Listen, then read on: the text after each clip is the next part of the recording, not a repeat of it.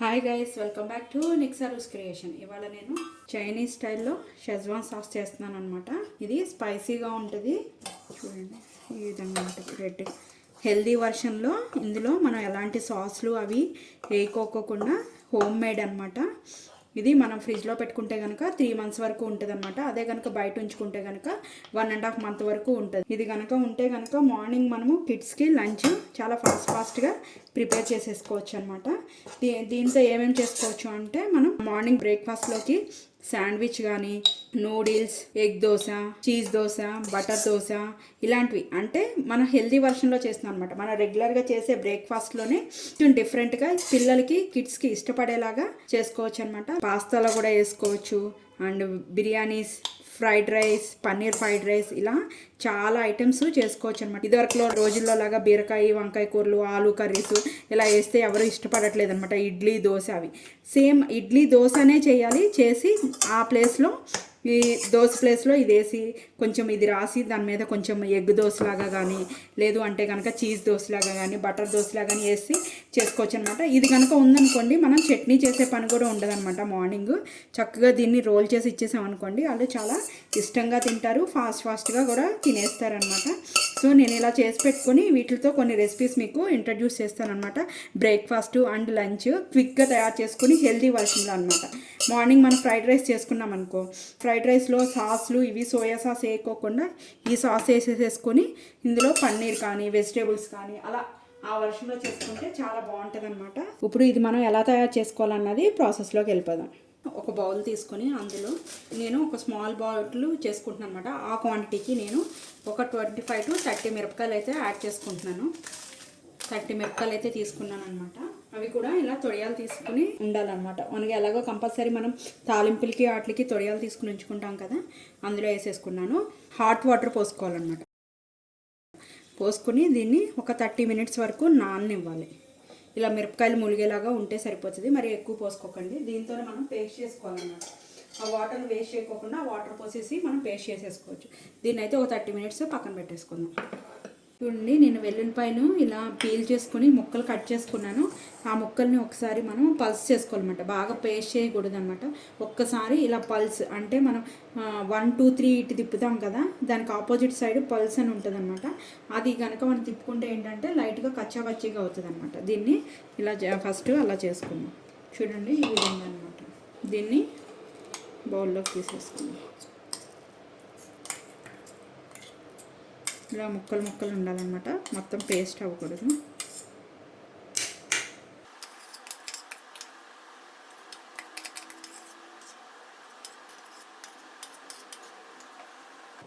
Same ఇదే జార్లో ఇప్పుడు మనం అల్లం కూడా అలాగే చేసుకోవాలన్నమాట. నేను 2 inches అల్లం తీసుకున్నాను ఈ క్వాంటిటీకి. పీల్ చేసేసుకొని ఇవి కూడా ముక్కలు కట్ చేశాను. కానీ ఇంత పెద్ద ముక్కలు ఉంటే సరిపోవు అనమాట, చాలా చిన్నగా ఉండాలి. సో అలా లేకపోతే కనుక ఈ విధంగా చేసుకుంటే సరిపోద్ది. మీరు సన్నగా కట్ చేసుకుంటే కనుక కట్ చేసుకోవచ్చు. చూడండి, ఈ విధంగా చేసుకోవాలన్నమాట. ఇప్పుడు కడాయి పెట్టేసుకొని గ్యాస్ ఆన్ చేసుకొని ఫస్ట్ దీంట్లో 1 cup ఆయిల్ వరకు పోసుకోవాలన్నమాట.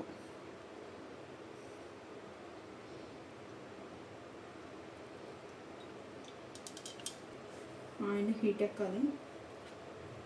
దీన్ని కంపల్సరీ నువ్వుల నూనెతో చేసుకోండి, చాలా బాగుంటుంది అనమాట. మ్యాక్సిమం ఇలాంటివన్నీ కూడా ఇలా నువ్వుల నూనెతో తయారు చేసుకుంటేనే బాగుంటుంది. అండ్ హెల్త్కి కూడా చాలా మంచిది అనమాట. మనం డైలీ రెగ్యులర్గా మనం యూస్ చేసే ఆయిల్, ఇప్పుడు రిఫండ్ ఆయిల్ ఇవన్నీ కూడా అంత హెల్త్కి మంచిది కాదనమాట. సో ఇది కనుక యూస్ చేస్తే మనకి హెల్త్కి కూడా చాలా మంచిది. మనము ఈ ఆయిల్స్ వాడేసేసిన తర్వాత మళ్ళీ హెల్త్ బాగోపోతే కనుక హాస్పిటల్కి పెట్టాలి. అదేదో కాస్ట్ ఇప్పుడు ఎలాగ హెల్తీ ఆయిల్కి పెట్టి మనం హెల్తీగా తిన్నాం అనుకోండి, అలాంటి ప్రాబ్లమ్స్ రావన్నమాట. యాక్చువల్గా ఇప్పుడు మన రిఫండ్ ఆయిల్ కొన్నా కూడా 250 rupees అలా లీటర్ అవుతుంది. కానీ ఇది 500 rupees లీటర్ అనమాట. ఏదైతే ఏముంది తర్వాత పెట్టేదానికన్నా ఇప్పుడు పెట్టడమే మంచిది అని చెప్పి నేను కోవిడ్ అప్పటి నుంచి కూడా మేము ఈ ఆయిలే యూస్ చేస్తున్నాం అనమాట. ఆయిల్ హీట్ ఎక్కింది. ఆయిల్ హీట్ ఎక్కిన తర్వాత ఇందులో వెల్లుల్లిపాయ వేసేసుకోవాలి. గ్యాస్ అన్నది హై ఫ్లేమ్లో పెట్టుకుని చేయాలన్నమాట. అండ్ అల్లం కూడా వేసేసుకోవాలి. ఇందులో పొంగుతూ ఉంటుంది, చూసుకుని కొంచెం కలుపుకుంటూ ఉంటే కనుక ఇబ్బంది ఉండదు.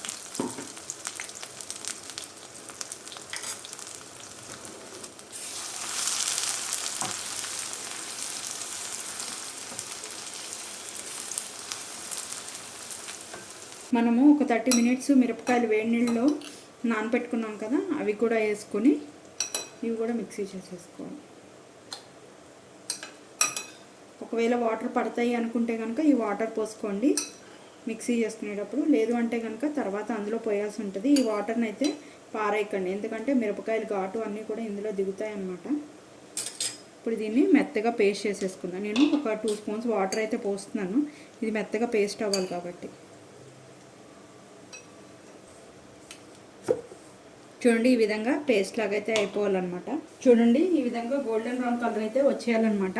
ఆల్రెడీ ఇది మిక్సీ చేసుకునే లోపల ఇది ఫ్రై అయిపోయింది. ఇప్పుడు ఇందులో మనం తయారు చేసుకున్న మిర్చి పేస్ట్ ఉంది కదా, అది కూడా యాడ్ చేసుకోవాలి.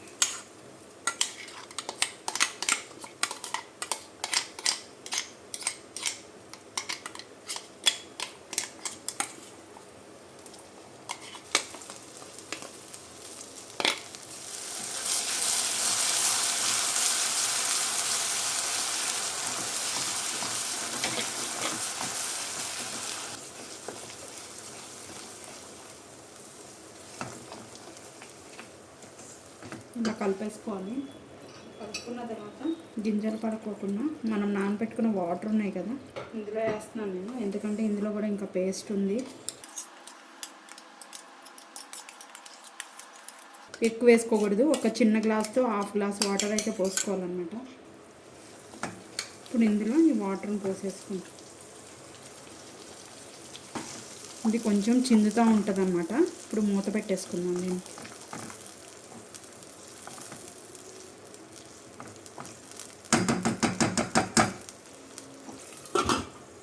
ఒకసారి మూత తీసుకుని కలుపుకుందాం.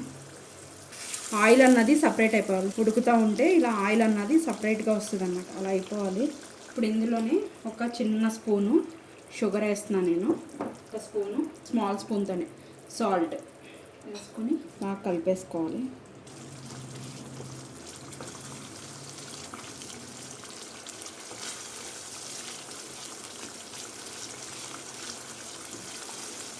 ఇలా ఆయిల్ అన్నది సపరేట్ అయిపోవాలన్నమాట. ఇలా చిందుతూనే ఉంటుంది, మూత పెట్టుకోండి, లేకపోతే మొత్తం కౌంటర్ టాప్ మొత్తం ఖరాబ్ అయిపోతుంది. సరే మూత తీసుకొని చూసుకుందాం.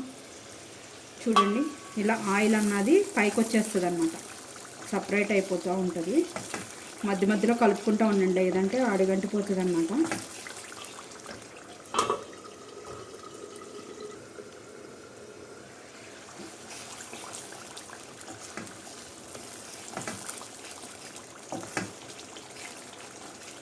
ఇప్పుడు గ్యాస్ అన్నది ఆఫ్ చేసేసుకున్నాం. ఆయిల్ చూసారా ఎలా కనిపిస్తుందో పైకి, ఈ విధంగా కనిపించాలన్నమాట.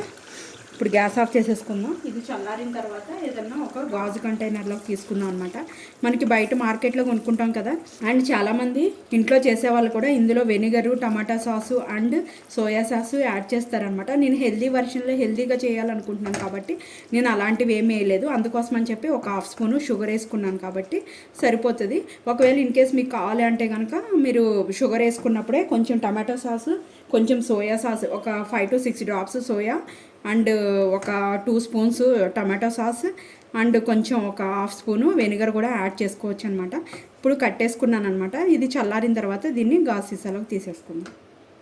చక్కగా చల్లారిపోయింది అనమాట. ఏదన్నా ఒక గాజు సీసాలో కడిగేసుకొని కొంచెం ఆరిపోయిన తర్వాత నీట్గా క్లాత్ పెట్టి తుడిసేసుకొని పొడిగా ఉన్న సీసాలో, గాజు సీసాలో కానీ ఏదైనా పింగాణి సీసాల్లో కానీ వేసుకుని మనం ఇది కనుక ఫ్రిడ్జ్లో పెట్టుకుంటే కనుక మనకి ఇది 3 months వరకు ఉంటుంది అనమాట. ఫ్రిడ్జ్లో పెడితే ఇన్ కేస్ మనం బయట ఉంచితే కనుక 1.5 months కంపల్సరీగా ఉంటుంది అనమాట. సో హెల్దీ వర్షన్లో చేసుకున్నాం కాబట్టి పిల్లలకి ఎలాంటి ప్రాబ్లమ్స్ కూడా రావన్నమాట. మార్నింగ్ మనము చట్నీ అలాంటివి చేయాల్సిన అవసరం లేదు. ఇది అప్లై చేసేసి దాని మీద కొంచెం చీజ్ కానీ, పన్నీర్ కానీ, butter dosa, cheese dosa, paneer dosa, egg dosa అలా చేసేసుకోవచ్చు అనమాట. చాలా క్విక్గా అయిపోతాయి అనమాట, చట్నీ చేసే పని ఉండదు.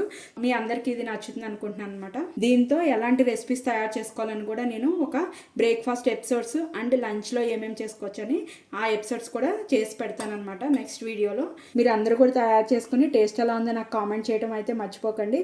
మీరు కనుక ఫస్ట్ టైం నా ఛానల్ చూస్తున్నా సబ్స్క్రైబ్ చేసుకోండి. ఇలాంటి మరికొత్త డిషెస్ కోసం బెల్ బటన్ ప్రెస్ చేయడం అయితే మర్చిపోకండి. ఈ వీడియోని మీ ఫ్రెండ్స్ అండ్ ఫ్యామిలీ మెంబర్స్ కూడా షేర్ చేయండి. Thank you guys.